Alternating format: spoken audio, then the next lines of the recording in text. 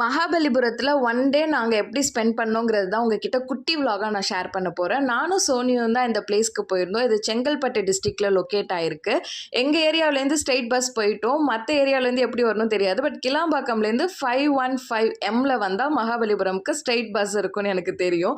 Okay, மகாபலிபுரம்ல வந்து entry ticket இந்தியன்ஸா இருந்தா per ஹெட்டுக்கு 40யும், other கண்ட்ரியா இருந்தா பர் ஹெட்டுக்கு 600 வாங்குறாங்க. மேக்ஸிமம் ஆதார் கார்டு செக் பண்ண மாட்டாங்க இந்தியன்ஸ்க்கு. பட் சப்போஸ் உங்க மூஞ்சி பார்க்க சைனீஸ் பொம்மை மாதிரிலாம் இருந்ததுன்னா செக் பண்ணுவாங்க. ஸோ எதுக்கும் சேஃப்டிக்கு எடுத்துகிட்டு போங்க. மகாபலிபுரமில் நிறைய பேர் மிஸ் பண்ணுறது, அங்கே ஒரு மியூசியம் இருக்குது, அழகான மியூசியம் இருக்குது. ஏன் எல்லாம் மிஸ் பண்ணுறாங்கன்னு தெரியல. மெரைன் மியூசியம் அங்கே இருக்குது. அதுக்கு பர் ஹெட்டுக்கு 10 rupees தான் சார்ஜ் பண்ணுறாங்க. நாங்கள் போனப்போ அங்கே அந்த க்ரௌட்லாம் அவ்வளோக்கா இல்லை.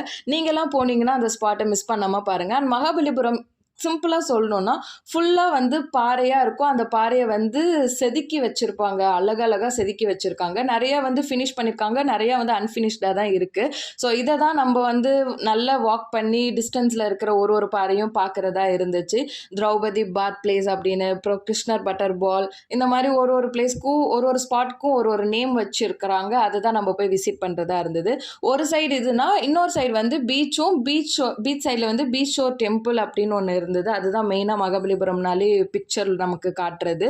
ஸோ அங்கே சைட் போயிட்டு அந்த ஷோர் டெம்பிளையும் பார்த்துட்டு நெக்ஸ்ட் பீச்சில் போய் நாங்கள் நல்லா ஃபிஷ்ஷு ப்ரான்ஸ்லாம் சாப்பிட்டுட்டு பீச்சில் என்ஜாய் பண்ணிவிட்டு அண்ட் வந்து மகாபலிபுரம்னு மேக்னெட்ஸ்லாம் வாங்கிட்டு வந்தோம், ஃப்ரிட்ஜ் மேக்னெட்ஸ்லாம்.